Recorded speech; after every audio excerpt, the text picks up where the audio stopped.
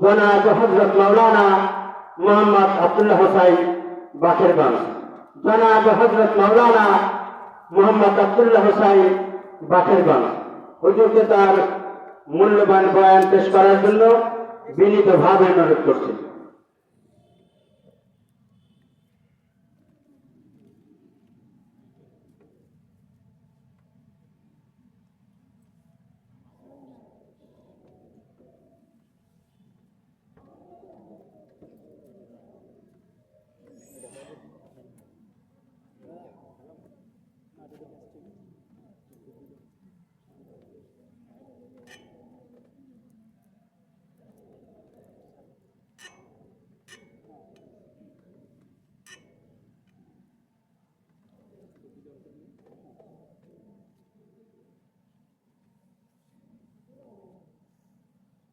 السلام عليكم ورحمة الله وبركاته. الحمد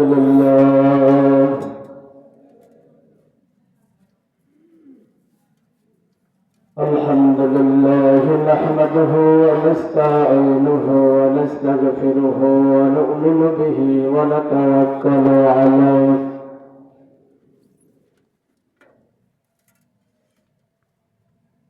ونعوذ بالله من شرور أنفسنا من يهد الله فلا مضل له ومن يضلله فلا هادي له ونشهد أن لا إله إلا الله وحده لا شريك له ونشهد أن محمدا عبده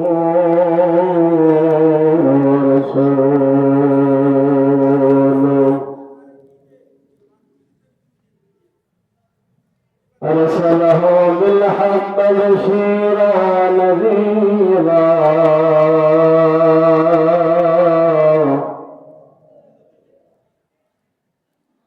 وداعيا إلى الله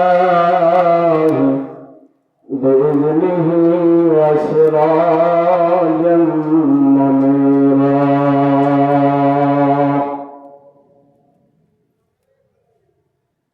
فقد قال الله تعالى في كلامه المجيد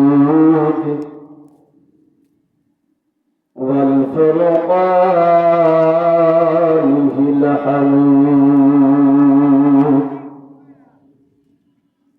أعوذ بالله من الشيطان الرجيم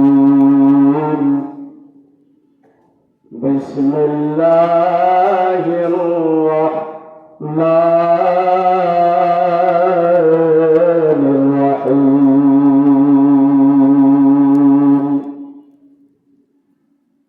يا أيها الذين آمنوا صلوا عليه وسلموا تسليما اللهم صل على محمد وعلى آل محمد كما صليت على إبراهيم وعلى آل إبراهيم إنك حميد مجيد اللهم بارك على محمد وعلى آل محمد كما باركت على إبراهيم وعلى آل إبراهيم إنك حميد مجيد الحمد لله আয়োজিত বাবুগঞ্জ দাখিল মাদ্রাসা ও এলাকাবাসীর উদ্যোগে ৪১তম মাহফিল হালকা জিকিরের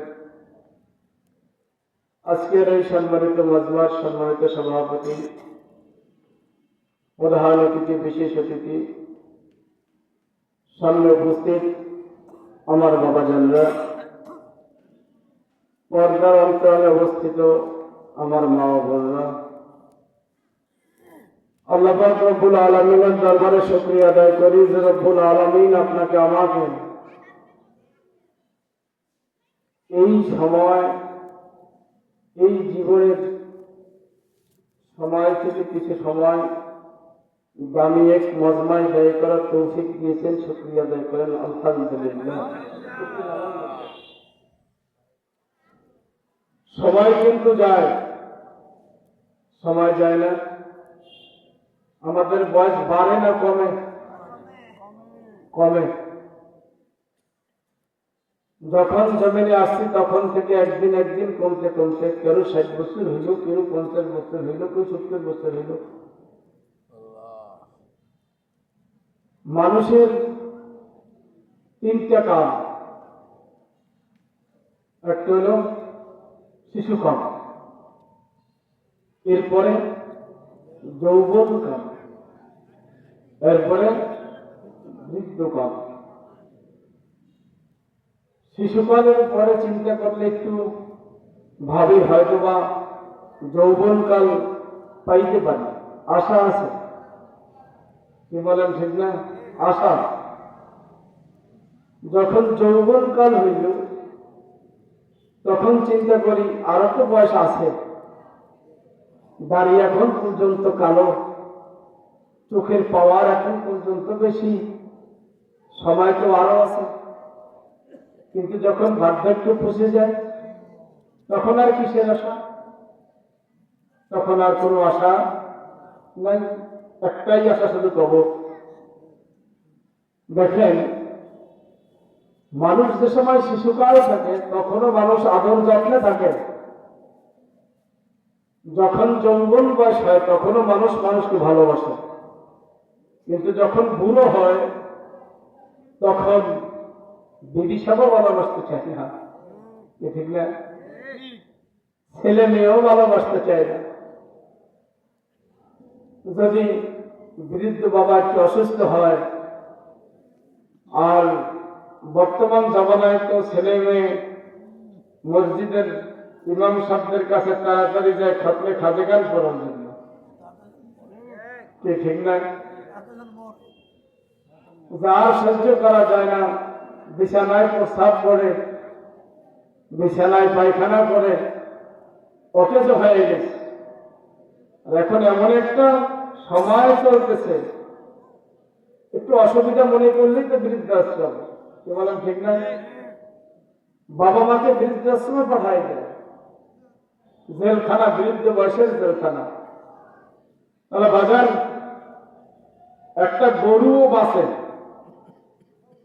একটা গরুরও নির্দিষ্ট একটা মেয়াদ আছে, একটা পাতি সিগারের নির্দিষ্ট একটা মেয়াদ আছে, একটা কুকুরেরও নির্দিষ্ট একটা মেয়াদ আছে, আর মানুষেরও নির্দিষ্ট একটা মেয়াদ আছে। একটা কুকুর 50 বছর, 20 বছর বা 30 বছর বাঁচবে, আর একটা মানুষ সেও ধরেন 50 বছর, 30 বছর বা 40 বছর বাঁচবে। একটা কুকুর 30 বছর বাঁচার পর যদি মারা যায়, এই কুকুরের আর কবরের হিসাবের চিন্তা নাই, হাসরের হিসাবের চিন্তা নাই, মিজানের হিসাবের চিন্তা নাই, এর জন্য কোনো ফুলসিরাত নাই, এর জন্য কোনো জান্নাত নাই, জাহান্নামও নাই। একটা গরু যদি মারা যায় তার নির্দিষ্ট বয়স শেষ হওয়ার পর এর জন্য কবরের কোনো হিসাব আছে? কোন হুজুরে বলছে গরুর জন্য ওয়াজ, পাতি শিকলের জন্য ওয়াজ? আসমানি যত কিতাব নাজিল হয়েছে অন্য কোন মাখলুকাতের জন্য নাজিল হয় নাই, একমাত্র মানুষের জন্য নাজিল হয়েছে। আসমান থেকে যত নবী জমিনে আসছে, কোন নবী অন্য কোন মাখলুকাতের জন্য আসে নাই, শুধু মানুষের জন্য আসছে। তাহলে অন্য কোন মাখলুকের হিসাব নাই, হিসাব আছে মানুষের। কার হিসাব আছে? মানুষের। মানুষের কবর আছে, কি বলেন ঠিক না? হাসর আছে, মিজান আছে, পুলসিরাত আছে। এই পাঁচটা পরীক্ষা, পাঁচটা ঘাটি। এক নম্বরে মৌত, এক নম্বরে কি মৌত, দুই নম্বরে কবর, তিন নম্বরে মিজান, চার নম্বরে কি পুলসিরাত, মধ্যে একটা ফ্রি গেছে, সেটা হলো হাসর। এই পাঁচ জায়গায় আপনার জবাবদিহিতা আছে। কিন্তু একটা কুকুরের ওই পাঁচ জায়গায় জবাবদিহিতা কেন নাই? প্রশ্ন। কুকুরে তো মাখলুকাত, আর তুমিও তো মাওলার মাখলুকাত। একটা গরু তো মাওলার মাখলুকাত, আর তুমিও তো মাওলার মাখলুকাত। বাজান বোঝো, বোঝার জন্যই কিন্তু আমার মাওলা 1 লক্ষ মতন করে 2 লক্ষ নবী প্রেরণ করছেন। আর বোঝার জন্যই কিন্তু 104 খানা কিতাব মাওলা নাজিল করছেন। এই বোঝার জন্যই কিন্তু এই মাহফিলের আয়োজন। বোঝার জন্যই কিন্তু মাওলায় মসজিদে মসজিদে ইমামদেরকে ঠিক করিয়া রাখছে। হাসরের ময়দানে যেন কোন বান্দা এই মামলা দায়ের করতে না পারে। মাওলা আমার কানে কেউ তোমার কবরের আওয়াজও পৌঁছায় না, হাসরের আওয়াজও পৌঁছায় না। আমার কানে যদি কবরের আওয়াজ পৌঁছত, আমি আমল করিয়া কবরে চলে আসতাম। এমন কোন মহল্লা নাই যে মহল্লায় মাহফিল হয় না, এমন কোন মসজিদ নাই যে মসজিদ ইমাম সাহেব শুক্রবার জান্নাত আর জাহান্নামের বয়ান করে না, এমন কোন দরবার নাই যে দরবারে কোরআন ও হাদিসের আলোচনা হয় না। ঠিক না ঠিক জোরে বলেন? সবাই কিন্তু মাওলাই মানুষের জন্য করছেন। একটা গরু যদি দুনিয়া থেকে বিদায় হইয়া যায়, এই গরুর কিন্তু কোনো হিসাব নাই। কিন্তু একটা মানুষ যদি দুনিয়া থেকে বিদায় হইয়া যায়, এই মানুষটা হিসাব না দিয়ে সামনে যাইতে পারবে। কি যে উপায় হবে আমার কবরে,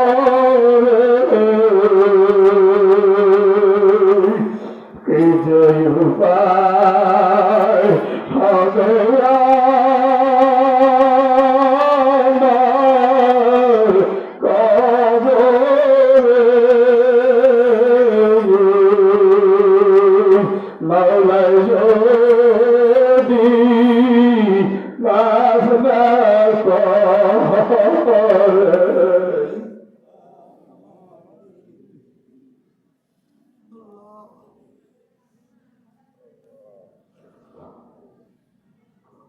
মাওলাই যদি মাফ না করে মোদের। একটা গরুর জন্য কিন্তু কবরের আজাদ নাই, একটা গরুর জন্য কিন্তু কবরের মন কান্না করে সুয়াল যৌবন। একটা গরুর জন্য কিন্তু 3টা প্রশ্ন। একটা গরুর জন্য কিন্তু হাসর নাই, একটা গরুর জন্য কিন্তু মিজান নাই, একটা গরুর জন্য কিন্তু পুলসিরাত নাই। আরে মানুষের জন্য কিন্তু কবর আছে, কবরের প্রশ্নের জবাবও আছে। মানুষের জন্য কিন্তু কবরের আযাবও আছে, আবার কবরের মানুষের জন্য জান্নাতি বিছানার ব্যবস্থাও কিন্তু আছে বাবা। আবার হাসরের ময়দানে মানুষের জন্য কিন্তু 5টা প্রশ্ন আছে। আবার হাসরের ময়দানে আল্লাহ আপনি আমাদের মাফ করিয়া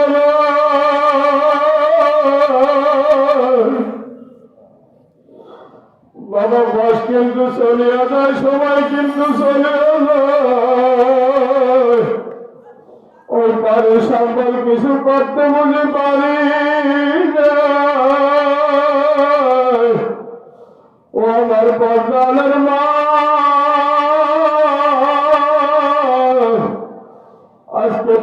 সবাই ভালোবাসে, সবাই মহব্বত করে, ছেলে ভালোবাসে, মেয়ে ভালোবাসে, স্বামীও তোমার ভালোবাসে।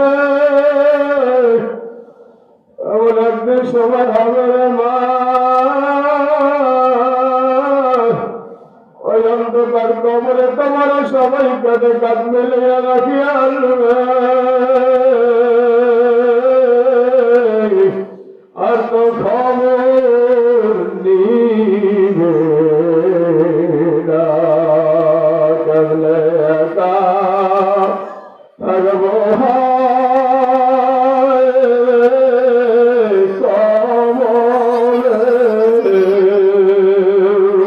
কেমনে একা থাকবো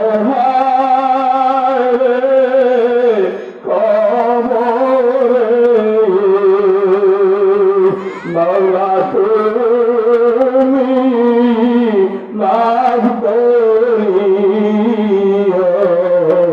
মোদের, মৌলা তুমি মাফ করিও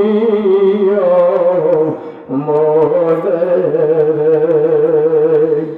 বাজান রে, একটা গরুও কিন্তু দুনিয়াতে বাঁচে, একটা গরুর কিন্তু তার জৈবিক চাহিদা আছে, একটা গরুর কিন্তু ঘুম আছে, একটা গরুর কিন্তু খাবারের চিন্তা আছে, টয়লেটের ব্যবস্থাও আছে, একটা পাতি ছাগলের কিন্তু খাবারের চিন্তা আছে, জৈবিক চাহিদাও আছে, একটা পাতি ছাগলের কিন্তু ঘুমও আছে, একটা পাতি ছাগলের কিন্তু খাবারেরও চাহিদা আছে, একটা মানুষেরও কিন্তু তাই ঠিক সবই আছে বাবা। কিন্তু একটা গরুর হিসাব নাই কেন, আর মানুষের হিসাব হবে কেন, এখানে কিন্তু প্রশ্ন। একটা কুকুরের হিসাব নাই কেন, মানুষের হিসাব হবে কেন? একটা পাতি ছাগলের হিসাব নাই কেন, একটা মানুষের হিসাব আছে কেন? একটা গরুর জন্য কবরের কোনো ব্যবস্থা নাই কেন, জান্নাতের ব্যবস্থা নাই কেন, জাহান্নামের ব্যবস্থা নাই কেন? একটা মানুষের জন্য কবরের হিসাবের ব্যবস্থা আছে কেন, মিজান আছে কেন, পুলসিরাত আছে কেন? একটা মানুষের জন্য জান্নাত আছে কেন, জাহান্নাম আছে কেন? একটা গরুর জন্য নাই কেন? এখানে একটা প্রশ্ন। আল্লাহর বান্দা বুঝো, আল্লাহ পাক রব্বুল আলামিন তোমাকে আমাকে বানাইছেন বড় আদর কইরা। আরে তোমাকে আমাকে জমিনে বানানোর আগে, দুনিয়াতে পাঠানোর আগে সব কিছু ব্যবস্থা আল্লাহ কইরাই পাঠাইছেন। হ্যাঁ, দুনিয়ার মানুষ খুব ভালোভাবে বুঝে, বোঝার সময় কিন্তু এখন চক্ষু যদি চিরদিনের জন্য বন্ধ হইয়া যায়, আর কিন্তু কোনদিন বুঝ হবে না। এই জন্য বাবা, হায়াত থাকতে পারে সম্মান করিয়া যাও। তোমাকে আমাকে আমার মাওলায় বানাইছে, বড় আদর কইরা বানাইছে। ফেরেশতাদের সাথে পরামর্শ করছি, ও ফেরেশতারা, আমি জমিনের মধ্যে একদল আমার বান্দা বানাইতে চাই। ফেরেশতারা বলতেছে, মাহবুব রে, কিসের জন্য আপনার বান্দা বানাইবেন? আমরাই তো আপনার ইবাদত করি, আপনার বন্দেগী করি, আপনাই তো আপনার জিকির আজকার করি, তাসবিহ তাহলিল আদায় করি। কিসের জন্য এই জমিনের মধ্যে আপনি আবার বান্দা বানাইবেন? জমিনের মধ্যে বান্দারা তো রক্ত সংঘাত করবে, মারামারি করবে, হানাহানি করবে। আমার মাওলা জবাব দিয়েছে, ও ফেরেশতা, আমি যা জানি তোমরা তা জানো না। আল্লাহ এই বান্দাকে অনেক আদর করিয়া, সম্মান করিয়া এই জমিনের মধ্যে যে সময় বান্দা পাঠাই দিয়েছে, বলছে, বান্দা তোমাকে আমি কি বানাইছি একটাই উদ্দেশ্য, একমাত্র আমার ইবাদত বন্দেগী জমিনের মধ্যে তুমি করবা, একমাত্র আল্লাহর ইবাদত করবা, রব্বে কারিমের কদমে সিজদা দেবা, রব্বে কারিমের হুকুম পালন করবা, তার তাসবিহ তাহলিল আদায় করবা। তার হুকুম পালন করার জন্য তোমার যাহা কিছু দরকার সব আমার মাওলায় কুদরতি কায়দায় আঞ্জাম দিয়ে দিয়েছে। বলে সুবহানাল্লাহ। আমার মাওলা জিজ্ঞেস করে, বান্দারে কোন জিনিসের অভাবে তোকে আমার কাছ থেকে ফিরাই রাখছে? ইয়া আইয়ুহাল ইনসান মা গাররাকা বিরাব্বিকাল কারীম। হে মানুষ, কিসের অভাবে আমি রবের কাছ থেকে তোমাদেরকে ফিরিয়ে রাখলো? আমি তোমার জন্য কির ব্যবস্থা করি নাই? এই দুনিয়ার মানুষ একটু চোখের দিকে একটু তাকায় দেখেন, আসমানে আমার মাওলা জমিন থেকে যে সূর্যটা কত উঁচায়, একটু কত দূরত্ব। এই জমিন থেকে প্রায় 9,30,00,000 মাইল দূরে আমার মাওলা সূর্যটারে ঠিক করে আছে। জোরে বলেন সুবহানাল্লাহ। এই পৃথিবী থেকে প্রায় 13 লক্ষ গুণ বড়। বাজারে এই সূর্যটার মধ্যে কত পাওয়ার দেখেন না। ফাল্গুন চৈত্র মাসে যে সময় সূর্যের তাপ দেওয়া শুরু করিয়া যায়, অনেক জায়গায় কিন্তু রাস্তার পিচ পর্যন্ত গড়িয়া যায়। কি ঠিক না বেঠিক ধরে বলেন? ফাল্গুন চৈত্র মাসে যে সময় সূর্যের তাপ দেওয়া শুরু করিয়া যায়, যারা খেতে খামারে কাজ করে দেখবেন সোলার ভিত্তি 1 বিঘা পানি পর্যন্ত গরম হইয়া যায়, নদীর পানি পর্যন্ত গরম হইয়া যায়। আরে বাবা একটু চিন্তা করছো তুমি? আরে জমিন থেকে 9,30,00,000 মাইল দূরে সূর্য, ওই সূর্যকে যদি তাপ দেয় আর জমিনের মধ্যে যদি রাস্তার পৃষ্ঠ পর্যন্ত গড়িয়ে যায়, তাহলে হাসরের ময়দানে 1 বিঘা মাথার উপরে এই সূর্যটা আমার মাওলা ফিরাল্লাহ।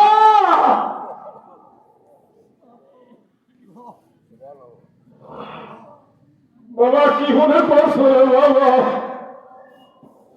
আমার মাওলার আযাব কি এত সহজ মনে করলা? ফায়ুআযিবুহুল আযাবাহুল আকবার। আমার মাওলা যত বড়, আমার মাওলার আযাবও কিন্তু তত বড়। আমার মাওলা যত বড়, আমার মাওলার দয়াও কিন্তু তত বড়।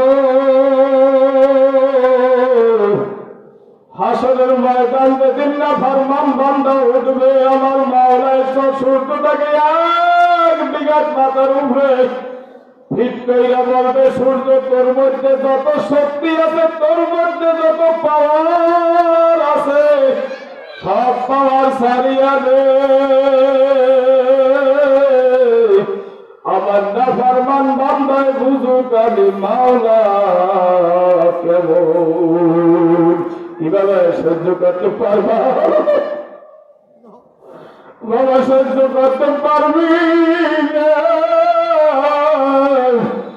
নাফরমান বান্দার গিলুটা টাস টাস টাস টাস করিয়া ফাটিয়া যাইবে, গিলুগুলো সব ফাটতে থাকবে। বাজার রে, যেটা আমি বলতেছিলাম, ওই সূর্যটা যদি 9,30,00,000 মাইল দূর থেকে তাপ দেয়, এই তাপের কারণে জমিনটা পর্যন্ত গরম হইয়া যায় রে বাবা। বাজার রে, এই সূর্যটা আমার মাওলায় বানাইছে তোমার আমার জন্য। তামাম দুনিয়ায় যদি একটা মানুষ না থাকে, তাহলে সূর্যের কিন্তু কোনো ক্ষতি হবে না। ঠিক না বেঠিক ধরে বলেন? কিন্তু সূর্য যদি আসমানে 1 মাস না ওঠে, তাহলে মানুষের কিন্তু ক্ষতি হবে। কি ঠিক না বেঠিক ধরে বলেন? একেবারে যদি 1 মাস পর্যন্ত সূর্য আসমানে না ওঠে, তাহলে মানুষের ক্ষতি। কিন্তু তামাম দুনিয়ায় একটা মানুষও যদি না থাকে, তাহলে সূর্যের কোনো ক্ষতি নেই। কি সূর্যের কোনো ক্ষতি হবে? সূর্যের কোনো ক্ষতি হবে না। তামাম দুনিয়ায় যদি একটা মানুষ না থাকে, এই যত গাছপালা দেখতেছেন, এই গাছপালার কোনো ক্ষতি নাই। কিন্তু গাছপালা যদি না থাকে, তাহলে মানুষের ক্ষতি হবে। তাহলে যদি সূর্য না থাকে, মানুষের ক্ষতি, তাহলে কি বুঝলাম? সূর্য বানাইছে মাওলায়, বানাই মানুষের জন্য। ঠিক না বেঠিক ধরে বলেন? আরে বাজান রে, গাছপালা যদি না থাকে, গাছপালা না থাকলে যদি মানুষের ক্ষতি হয়, আর মানুষ না থাকলে যদি গাছপালার কোনো ক্ষতি না হয়, তাহলে কি বুঝলাম? গাছপালা বানাইছে আল্লাহ মানুষের জন্য, গাছপালার জন্য মাওলায় মানুষ বানায় নাই। ঠিক না বেঠিক ধরে বলেন? এই যে কত নদীর মধ্যে কত টনকে টন পানি আর মাছ, কত মাছ আমার মাওলায় নদীর ভিত্তি ঠিক করিয়া রাখছে, সৃষ্টি করিয়া রাখছে। তামাম দুনিয়ায় যদি একটা মানুষ না থাকে, তাহলে মাছের কোনো ক্ষতি নাই। কি আছে? মাছের কোনো ক্ষতি হবে নাকি? কিন্তু যদি মাছ না থাকে তাহলে মানুষের ক্ষতি। তাহলে কি বুঝলাম? মাছ বানাইছে মাওলায় মানুষের জন্য। এই যে তো কত পানি দেখেন, মানুষের পানির কত প্রয়োজন। যদি মানুষ না থাকে তাহলে পানির কোনো ক্ষতি হবে নাকি? বুঝতে জবাব দিয়েন, পানির কোনো ক্ষতি হবে? পানির কোনো ক্ষতি হবে না। কিন্তু যদি পানি না থাকে, হ্যাঁ, তাহলে মানুষের ক্ষতির কোনো শেষ নাই। তাহলে কি বুঝলাম? মাওলায় পানি বানাইছে মানুষের জন্য, পানির জন্য মানুষ বানায় না। এই জায়গায় যাই আবার মাওলায় বলতেছে, বান্দারে তোর চোখের সামনে তুই যাহা কিছু দেখো না কেন, সব কিছু তোমার জন্য বানাইছি, সব তোমার জন্য বানাইছি। বান্দারে কিন্তু তোমার বানাইছি আমি আমার মাওলার ইবাদত বন্দেগী করার জন্য। তুমি আমার ইবাদত করবা, তুমি আমার গোলামি করবা, আর তোমার চোখের সামনে যত মাখলুকাত আছে সব তোমার গোলাম। বাজারে একটা গরু লালন পালন করো, তুমি বোঝো বাবা, বোঝার সময় কিন্তু এখন। এই চক্ষু দুইটা যখন বন্ধ হয়ে যাইবে আর বুঝের ব্যবস্থা থাকবে না। ঠিক আছে, ঠিক বাবারে। দেখবেন একটা গরু আপনি লালন পালন করতেছেন, এই গরুটা এখন দুধতেছে, দেখবেন গরুর বাছুর জন্য যে মায়া, আপনার সন্তানের জন্য যে মায়া, একটা গরুর বাছুরের জন্য কিন্তু গরুর একই মায়া। কিন্তু আপনি গরুটা লালন পালন করতেছেন, ও গরুটা আপনাকে দুধ দেয়, আপনি দুধ খান। এখন গরুড়ায় আপনাকে দুধ দেয় না, আর গরুড়া এখন বাছুর দেয় না, তার বয়স শেষ হয়ে গেছে। অথবা আপনি একটা আলু গরু পালতেছেন হাল লাঙ্গল দিয়ে হাল চাষ করার জন্য, এখন এই গরু দিয়ে এখন আপনি হাল চাষ করতে পারেন না, কারণ কি ওর বয়স শেষ হয়ে গেছে। এখন তো আপনি গরুটাকে ভাড়াইয়াও দেন না, ওকে আপনার আতাল থেকে বাহির করিয়াও দেন না। কি করতেছেন আপনি? এখন কাজ করবেন, গরুটা যেহেতু বাছুর দেয় না, দুটো দেয় না, একটা কাজ কর, 10 জন 12 জন মিললে একটা বাদ দেন, বাদ দিয়ে তারপর গরুটা আপনি জবাই দেন, জবাই দিয়ে তারপর বস্তুগুলো আগুনের মধ্যে দিয়ে তারপর কিন্তু আপনি বস্তুগুলাকে খান। আমার মাওলায় আপনার বিচার চাইয়া চাইয়া দেখতেছে, মানুষ তুমি একটা গরু দেখো, একটা গরু বেহুদাই বানাই নাই, গরুটা তুমি ফালাইয়াও দিলে না, আর ও যে সময় দুধ দেওয়া বন্ধ করছে তুমি তাকে জবাই দিয়া তারপর তুমি আর্ধি গুদ্দি সব তুমি খাইয়া ফালাইছো, ওরে তুমি বেহুদা ফালাইয়া দাও নাই। একটা গাছ দিয়ে তুমি আলনা বানাইছো, শোকেস বানাইছো, খাট বানাইছো, যে সময় খাটের মেয়াদ শেষ হয়ে গেছে তখন তুমি কাঠগুলাকে ফালাইয়া দাও নাই। এই কাঠগুলাকে লাকড়ি বানাইয়া তারপর চুলার মধ্যে দিয়ে তারপর তুমি ভাত করে খাইছো, এটাকে তুমি ফালাইয়া দাও না, বেহুদা মনে করো না। হে মানুষ, আমি তোমাকে বেহুদা বানাই নাই। হে মানুষ, আমি তোমাকে আমার ইবাদত বন্দেগী করতে বানাইছি। কার ইবাদত বন্দেগী ধরে বলেন? একমাত্র আমার মাওলার ইবাদত বন্দেগী করতে মানুষ বানাইছে। হে মানুষ, আমার মাওলায় বলতেছে, বান্দা তুই যদি আমার বন্দেগী করে, তোর জন্য আমি সুন্দর একটা ব্যবস্থা রাখছি, যেটার নাম হলো জান্নাত। হে মানুষ, আর তুই যদি আমার বন্দেগী না কর, আমি তোরে যেহেতু বেহুদা বানাই না, তোর জন্য একটা জেলখানা রাখছি, যে জেলখানার নাম হলো জাহান্নাম। মানুষ তুই জানিয়ে রাখিস, গরুর জন্য কিন্তু জাহান্নাম নাই, একটা পাতি শিকলের জন্য কিন্তু জাহান্নাম নাই, তোর জন্য কিন্তু জাহান্নামের ব্যবস্থা করছি। কেমন জাহান্নাম? হে বান্দা, ভালো করে বুঝিয়া শুনিয়া বাবা মাওলার কবরের দিকে রওনা হইও। খবরদার, দুনিয়ার পরীক্ষা যদি একবার ফেল করো, দ্বিতীয়বার কিন্তু আসিয়া পরীক্ষা দিয়ে পাস করার একটা আশা করা যায়। কিন্তু বাজার মাওলার কবরে যদি একবার ফেল খাইয়া বসে, দ্বিতীয়বার কিন্তু আসিয়া পরীক্ষা দেওয়ার সুযোগ নাই। বাবারে, কেমন এমন জাহান্নাম আমার মাওলা তোমার আমার জন্য বানাই রাখছে, যেই জাহান্নামের মধ্যে তোমাকে আমাকে আমার মাওলায় বানাইয়া দেবে। আর জাহান্নামের মধ্যে কেমন শাস্তি আমার মাওলায় বয়ান করতেছে, এমন শাস্তি জাহান্নামের মধ্যে যখন নাফরমান বান্দারা মাওলায় জাহান্নামের মধ্যে ঢুকাইয়া দেবে, ঢুকাইয়া তার ফেরেশতাদেরকে বলবে, ফেরেশতারা কাজ কর, চতুর্দিকে আগুন আর আগুন। আমার নাফরমান বান্দারে একটা আগুনের কয়লা দিয়ে তোষক বানাইয়া দে, এই তোষকের উপরে আমার বান্দারে শোয়া, এই তোষকের মধ্যে আমার বান্দারে শোয়া। এই আরাম বিছানায় শুয়েই তো আমার বান্দায় ফজরের নামাজে মসজিদে যায় না, এই আরাম বিছানা পাইয়া তো আমার বান্দা আমার হুকুম পালন করে না।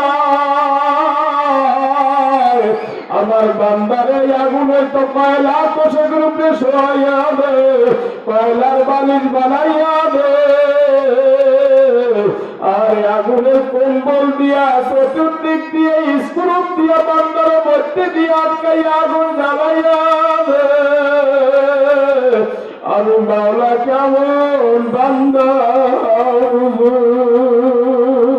বাবা হাতে ধরি পায়ে ধরি, বাবা ফেরো ফেরো।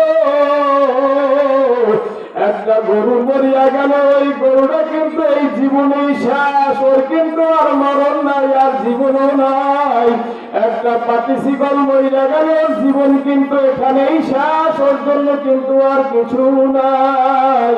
কিন্তু বাজার তোমার এই জীবন থেকে দুনিয়া থেকে বিদায় হওয়ার পর কিন্তু তোমার চিরস্থায়ী জিন্দিগি শুরু হবে, যে জিন্দিগির আর কোনদিন শেষ হবে না। আব্দুল কাদের জিলানী রাহমাতুল্লাহ আলাইহি অনেক সময় কাঁদতেন আর বলতেন, মালিককে তুমি আমার হাসরের মধ্যে অন্ধ বানাইয়া উঠাইও, ও মালিককে তুমি যদি আমার জাহান্নামের কয়লা আমার হাতে লাগাইয়া দাও, আমি আব্দুল কাদেরের কি উপায় হবে? আব্দুল কাদের জিলানী রাহমাতুল্লাহ আলাইহির মতো এত বড় আল্লাহর ওলি যদি এই কথা বলিয়া কান্দাকারি করতে পারে, আর হযরত ওমর ফারুক রাদিয়াল্লাহু তাআলা আনহু খলিফাতুল মুসলিমিন জাহানের বাদশা ছিলেন, খলিফা ওমর। খলিফাতুল মুসলিমিন জাহান্নামের আগুনের ভয়ে কাঁদতে কাঁদতে দুই চোখের দুই পাশে দুইটা কালো বাঘ বাড়ায় ফলাইছেন। আর সাহাবায়ে কেরাম বলতেছেন, আমিরুল মুমিনিন আপনার চোখের দুই পাশের কালো দাগ দেখতে ভালো দেখায় নেই, আপনি একটা কাজ করেন, আপনি ওষুধ ব্যবহার করেন।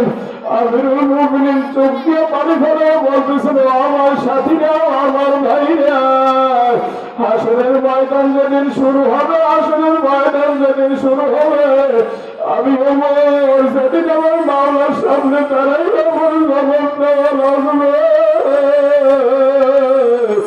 আরে ওই দিন যদি আমি ওমরের জিন্দিগির কোন ইবাদত কবুল না হয়, আর আমার মাওলার আমি বলবো, মাওলার আমি ওমর কিছু আনতে পারি নাই, কিছু আনতে পারি নাই। তোমার জাহান্নামের আগুনের ভয়ে কাঁদতে কাঁদতে চোখে দুইটা দাগ পরে ফেলাইছি, এই কারণে তুমি আমার মাফ করে বাজারে সাহাবার মতো, সাহাবায়ে কেরামের মতো নেকি মানুষটা যদি কাঁদতে কাঁদতে চোখের ভিতরে দাগ পরে ফেলাইতে পারেন, কুতুবুল আলম রশিদ আহমদ গঙ্গুহি রহমাতুল্লাহি আলাইহি কাঁদতে কাঁদতে চক্ষু অন্ধ হইয়া গেছে। এই সমস্ত আল্লাহর বান্দারা কাঁদতে কাঁদতে জাহান্নামের আগুনের ভয়ে কাঁদতে কাঁদতে চোখে দাগ পড়ে ফলাইতে পারে, তোমার আমার অবস্থা কি বাবা, বাবা কি বলে করিয়া হয়েছে রে বাবা। ও অন্ধকার কবরে যাওয়ার আগে অন্ধকার কবরের সাবানা জোগাড় করিয়া যাই ওরে বাবা। হেবাদন যে তুমি যদি নাফরমান বান্দা হইয়া আমার মাওলার হুকুম পালন না করিয়া, নামাজ না পড়িয়া, রোজা না রাখিয়া, পর্দা না করিয়া, এক কথা মাওলার গোলামি ছাড়িয়া শয়তানের গোলামি করিয়া অন্ধকার কবরের দিকে রওনা দাও। যখন আজরাইল আমিন আইয়া তোমার চোখের সামনে দাঁড়াইয়া যাইবে রে বাবা, আরে তোমার ছেলে তোমার পাশে বসা থাকবে, মেয়ে তোমার পাশে বসা থাকবে, তোমার দিদি তোমার পাশে বসা থাকবে। আজরাইলের হাত দিয়া তোমাকে কেউ ধইরা রাখতে পারবে না। বাজারে তুমি যদি নাফরমান বান্দা হও, আজরাইলের দিক তাকাইনি, তোমার রূহটাকে ভয় সৃষ্টি হইয়া যাইবে। আমরা জগতের পয়গম্বর ইব্রাহিম নবী আলাইহিস সালাম বলতেছেন, ভাই আজরাইল তুমি যে সময় নাফরমান বান্দার রূহ কবজ করো, ওই সময় তোমার সিরাতটা কেমন হয়, তোমার সুরাতটা কেমন হয় তুমি একটু আমারে দেখাইতে পারো? আজরাইল বলতেছেন, আল্লাহর পয়গম্বর আপনি আমার সিরাত সুরাত দেখে সহ্য কইরা থাকতে পারবেন না, না তুমি একটু দেখাও, আমি একটু দেখতে চাই। ঠিক আছে আল্লাহর পয়গম্বর, আপনি একটু চক্ষু বন্ধ করেন। চক্ষু বন্ধ করে একটু পাহাড়ের দিকে তাকান। আল্লাহর পয়গম্বর চক্ষু বন্ধ করিয়া পাহাড়ের দিকে যখন তাকাইল, আল্লাহ সাল্লামের মাথা আসমানে পড়ে জমিনে, আর নীল রঙের দিকের মতো দুইটা চোখ পড়ে বাবা, আহারে বড় বড় দাঁত, প্রত্যেকটা পশমের গোড়া দিয়ে আঙুলের ফুলরঙ্গ বাইরে হইতেছে। ইব্রাহিম পয়গম্বর যখন আজরাইলের দিকে তাকাইল, সাথে সাথে বেহুশ হইয়া গেল, জমিনে পড়িয়া গেল। আমার মাওলা বলতেছে, আজরাইল তুমি যাও আমার মুমিন বান্দার কাছে, যেই সূরাতে যাও আমার বন্ধু খলিলের কাছে, ওই সূরাতে যাইয়া ডাক দাও, আমার খলিল বেহুশ থেকে হুশ হইয়া যাইবে রে বাবা। নাফরমান বান্দা হইয়া যদি অন্ধকার কবরে যাও রে বাবা, তোমার চোখের সামনে আজরাইল এইটাই দাঁড়িয়ে আসে যাই, তোমার রূহটা তোমার 365টা মোকামে দৌড়া দৌড়ি করবে। আজরাইল সাল্লাম খপ্পত কইরা তোমার রূহ বাঁচাইয়া থামা মারিয়া রূহ নিয়া যখন রওনা দেবে, একটা দুর্গন্ধময় কাফনের ভিতরে প্রথম আসমানে যখন নিয়ে যাইবে, তখন প্রথম আসমানের ফেরেশতারা বলবে, নাফরমান বান্দা রূহ কোন বান্দার? এত নাফরমান বান্দা। দ্বিতীয় আসমানে বলবে, এই কোন বান্দা? তো নাফরমান বান্দা। তোমার রূহটাকে সিজদিনে নিয়ে যাইবে রে বাবা। এদিকে তোমার দুনিয়া থেকে বিদায় হইয়া গেছে, ছেলে কান্দে বাবা বাবা করে, মেয়ে কান্দে বাবা বাবা করে, বাবা তোর জবাব দিতে পারবে না রে আমার মাওলা রে।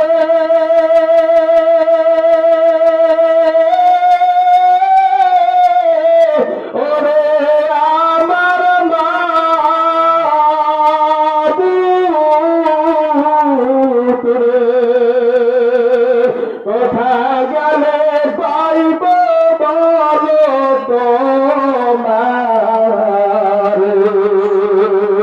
বাজারে এখন ছেলেরা মেয়েরা সবাই ভাইরা মিললে নিশ্চয় তোমাকে গোসল করার জন্য ব্যবস্থা করবে। মসজিদের মাইকে ঘোষণা হইয়া যাইল, অমুক সবার দুনিয়ার মধ্যে নাই রে বাবা। আগুন কখন তোমার দাফন হবে, কখন তোমার জানাজা হবে, আর তোমার বিবি সব করবে, ও বাবা আমার কাছ দিয়ে যাস না, তোর বাবার রাস্তায় পাহারা দিতে পারি না। ছেলে বলবে, না আমার ভয় লাগে, আমার বাবার রাস্তায় পাহারা দিতে পারবো না।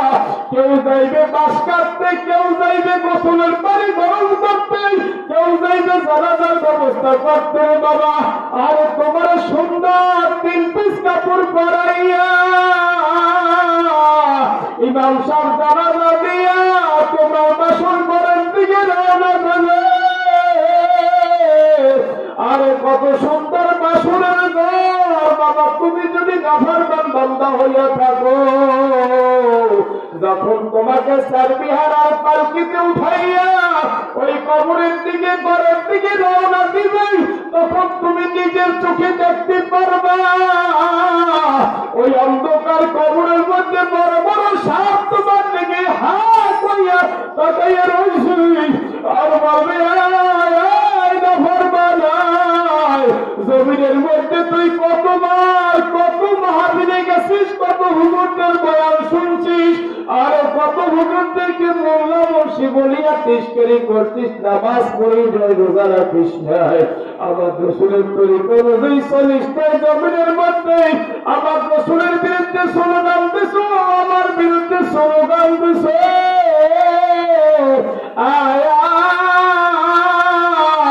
আজকে তুই আমার গর্তের ভিতরে আয়, আমি পোকামাকড়ের ধর, আমি ভয়ঙ্কর আগুনের গাড়া।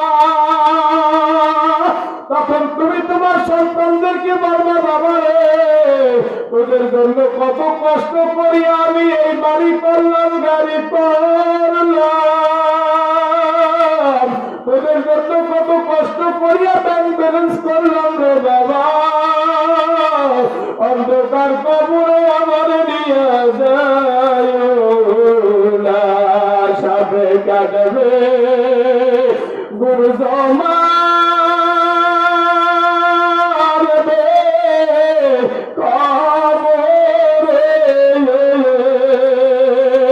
সাপে কাটবে গুরু জমা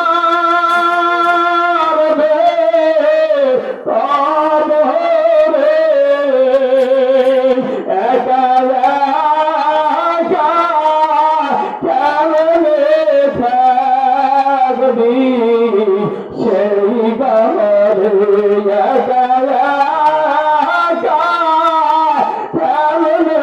থাকবি, সেই গারে কি যে হবে আমার কবরে মাওলায় যদি নাচ না করেন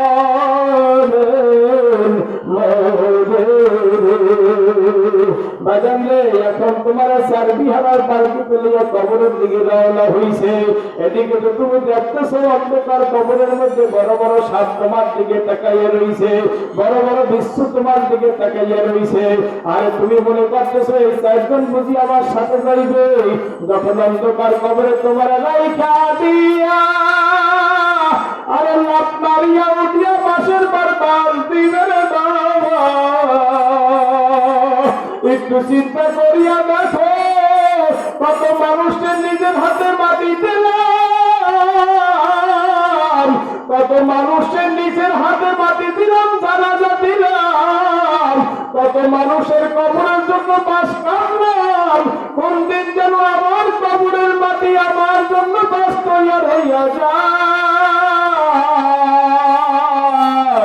বাজারে অন্ধকার কবরে তোমাকে যে সময় শোয়াইয়া দেবে, মাটির পর মাটি, মাটির পর মাটি দিয়া যখন তোমার যেই বান্দা শেষ যখন তোমার কাছ থেকে বিদায় হয়ে যাইবে, অমনি অন্ধকার কবরে দুইজন ম্যাজিস্ট্রেট তোমার পাশে খাড়া হইয়া যাইবে, মন কান নাকি রাশিয়া তোমার অন্ধকার কবরে বসাইবে রে বাবা।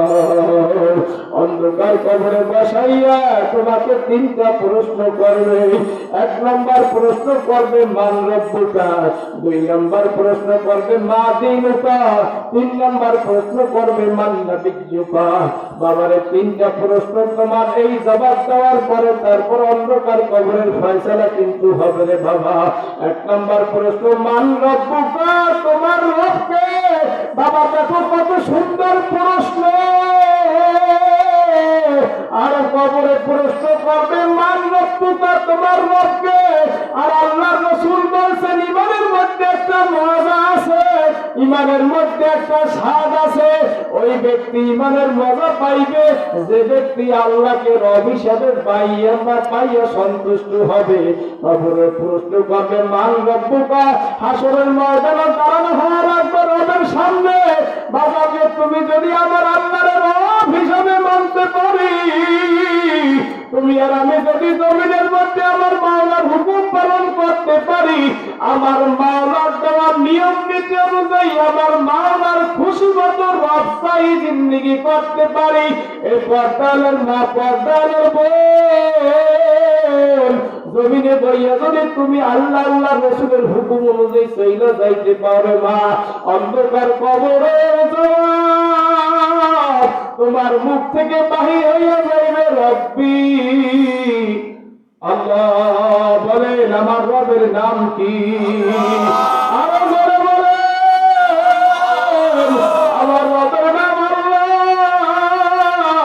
বাবা মুখস্থ কইরা গেলে কোনো কাজ হইবে না, যদি আমার কইরা যাইতে পারো ওই কবরে কিন্তু সালাই করবে না, ওই কবরে কিন্তু টাকার গরম চলবে না, ওই কবরে কিন্তু মুক্তির পরিচয় চলবে না, ওই কবরে কিন্তু পীরের পরিচয় চলবে না, ওই কবরে কিন্তু মুহাদ্দিসের পরিচয় চলবে না, ওই কবরে কিন্তু মেম্বারের পরিচয় চলবে না রে বাবা, কবরে কিন্তু চেয়ারম্যানের পরিচয় চলবে না, ওই কবরে কিন্তু সভাপতির পরিচয় চলবে না, সেক্রেটারির পরিচয় চলবে না, ওই কবরের পরিচয় চলবে তুমি মুসলমান কিনা। আর সার্টিফিকেট হবে তোমার 3 প্রশ্নের উত্তরে, তুমি যদি জবাব দিতে পারো রব্বি আল্লাহ আমার রব আল্লাহ,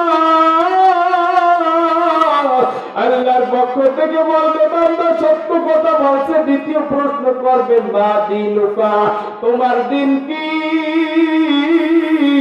বাজারে যদি তুমি ইসলাম অনুযায়ী তোমার জমিনের ভিত্তিতে চলতে পারো, ইসলাম অনুযায়ী তোমার পারিবারিক জীবন সাজাইতে পারো, ইসলাম অনুযায়ী তোমার রাজনৈতিক জীবন সাজাইতে পারো, ইসলাম অনুযায়ী তোমার অর্থনৈতিক জীবন সাজাইতে পারো, ইসলাম অনুযায়ী যদি তোমার ব্যক্তিগত জীবন সাজাইতে পারো, ইসলাম অনুযায়ী যদি তোমার সিরাত সুন্নাত মাথার চুল থেকে চাকরিরা পায় না পর্যন্ত ছেলে মেয়ে সবকিছু ইসলাম অনুযায়ী সাজাইতে পারো, অন্ধকার কবরে যাওয়ার পর 2 প্রশ্ন যে সময় করবে তুমি জবাব দেবা আমার দিন হইল। আরো জোরে বলে আমার দিন হইল ইসলাম। বাজারে যখন আপনি বলবেন আমার দিন ইসলাম, আরে আসমান থেকে জবাব আসবে বান্দা সত্য বলছে। 3 নম্বর প্রশ্ন করার আগে তোমার কবরের সাথে মদিনার কবরের সাথে একটা রাস্তা হইয়া যাইবে, জোরে বলেন সুবহানাল্লাহ। আরে তোমার কবরে বসিয়া দয়াল নবীর রওজা তুমি দেখতে পারবা। আরে ফেরেশতারা বলবে মান হাজার রাসূল, ওই ব্যক্তিকে কি তুমি চেনো? দেখার সাথে সাথে তোমার দিলের ভিতরে মায়া জমিয়া যাইবে, ওই তো আমার সেই নবী, যেই নবীর জন্য আমি বাঁচাই তুমি দিছি। কত মানুষ আমাকে বলল মুন্সি বালিয়া বলিয়া গালিগালাজ করছে, আমাকে দেখে কত মানুষ টিস্কারি করছে, কিরে তুই হুজুর হইলি কবে, আবার তুই মাথায় টুপি দিলি কবে। আর এরপর আমি আমার রসুলের মাথার সুন্নাত টুপি ছাড়ি নাই, মুখের দাড়ি ছাড়ি নাই। আমার নবীর বিরুদ্ধে কত গাদ্দার কত চারের সন্তানরা মাঠে ময়দানে স্লোগান দিয়েছে, আমি আমার নবীর পক্ষে মাঠে ময়দানে গান ধরাইছি। ওই তো আমার নবী। বাজারে তুমি যদি রসুলের সুন্নাত তরিকা চলতে পারো, আমার নবীর সুন্নতি আমলগুলা করতে পারো, তাহলে তুমি বলবো ওই তো আমার নবী, আমার নবী মুহাম্মদুর রাসূলুল্লাহ সাল্লাল্লাহু আলাইহি ওয়াসাল্লাম।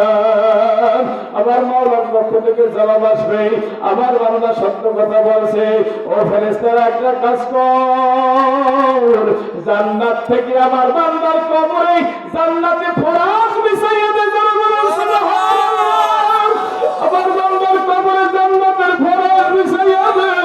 বাজারে কবরটা অতটুকু নয়, আল্লাহর নবী হাদিসের মধ্যে বলেন এই কবরটা বান্দার জন্য এত প্রশস্ত হইয়া যাইবে, তোমার চোখের পাওয়ার যতটুকু পরিমাণ যাবে এই কবরটা বান্দার জন্য ততটা প্রশস্ত হইয়া যাইবে। কবরের মধ্যে তুমি জান্নাতের ঘ্রাণ পাইতে থাকবা, কবরের মধ্যে তুমি জান্নাতের নাজ নিয়ামত পাইতে থাকবা। হঠাৎ করে একজন হুর আসিয়া তোমার সামনে গল্প শুরু করিয়া দিলে, আরে হুরের হাতে একশো মুক্তার তসবি থাকবে, তুমি তসবি ছাড়া একটু দেখবা, হাতে নিবা, হাতে নেওয়ার সাথে সাথে তসবি ছাড়া সিরিয়া যাইবে, তখন তুমি আফসোস করবা, হারা তসবি ছাড়া সিরিয়া গেল। আরে তখন ওই হুর বলবে, ভাই চিন্তা করিও না, আসো আমরা দুইজনে মিলিয়া মিশিয়া তসবি ছাড়া গাঁথা শুরু করিয়া দেই। আরে তসবি গাঁথা শুরু হইয়া যাইবে, তসবি গাঁথতে গাঁথতে হঠাৎ করে আসমান থেকে একটা করে আওয়াজ হবে, তখন তুমি একটু ভয় পাইয়া যাবা।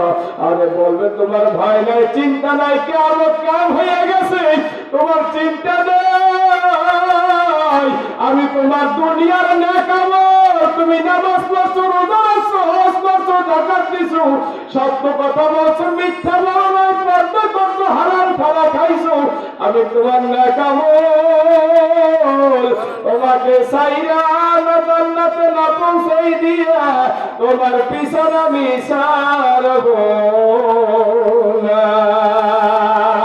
বাজান পক্ষান্তরে কয়েক শেষ করিয়া দেবো, এখনই জিকিরের দিক চাইতেছি। বাবা যদি তুমি নাফরমান হয়ে আল্লাহর বান্দা বুঝিয়া শুনিয়া মাহফিলে যেহেতু আসছো, কি নিয়ে যাবো রে বাবা? আরে সবার শেষ গাছে চলো অন্ধকার কবর, অন্ধকার কবরে যদি তুমি নাফরমান বান্দা হইয়া তওবা ছাড়া গুনাহ নিয়ে অন্ধকার কবরে যাও রে বাবা, অন্ধকার কবরে সবার সাথে সাথে অন্ধকার কবরটা তোমাকে এমন করে দুই দিকটা চাপ দিবে রে বাবা। আল্লাহর নবী বলেন, বান্দার দুই পাশের হাড্ডি, দুই পাশের হাড্ডি একত্রিত হইয়া বান্দা 70 গজ মাটির নিচে ঢুকিয়া যায় না। আপনি আমাদের সবাইকে মাফ করিয়া দেন।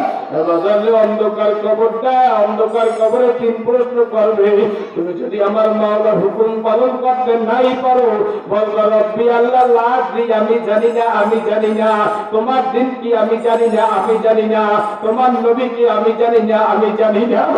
আমার মাওলা বলবে, ও ফেরেশতারা কাজ কর, জাহান্নামের আগুন জ্বালাইয়া দে, আমার বন্দার কবরে জাহান্নামের আগুন জ্বালাইয়া দে। বাবারে কত কবরের মধ্যে জাহান্নামের আগুন দেখা যায়, কত কবরের মধ্যে চিল্লানির আওয়াজ পাওয়া যায়। এই জন্য বাবা চোখের পানি নিয়ে অন্ধকার কবরে যাওয়া লাগবে। বাবা তওবা করিয়া, খাস তওবা করিয়া মাওলার দরবারে মাফ চাইয়া তারপর মওতের বিচার হুজুর খাইরে বাবা আল্লাহর হুকুম পালন করবেন। এই মাহফিলের শেষে আখিরি মোনাজাত না দিয়া যাইবেন না, আল্লাহ করবেন মাহবুব রে, যতদিন পর্যন্ত বাঁচাই রাখবেন আপনার হুকুম রাসূলের সুন্নাত তরিকার উপরে বাঁচাইয়া রাখবেন। রাজি আছেন? সবাই রাজি আছেন ইনশাআল্লাহ? এখন চক্ষু দুইটা বন্ধ করেন, চক্ষু দুইটা বন্ধ করে একটু আমার মাওলার জিকির করবেন। আর যে সময় বলবেন লা ইলাহা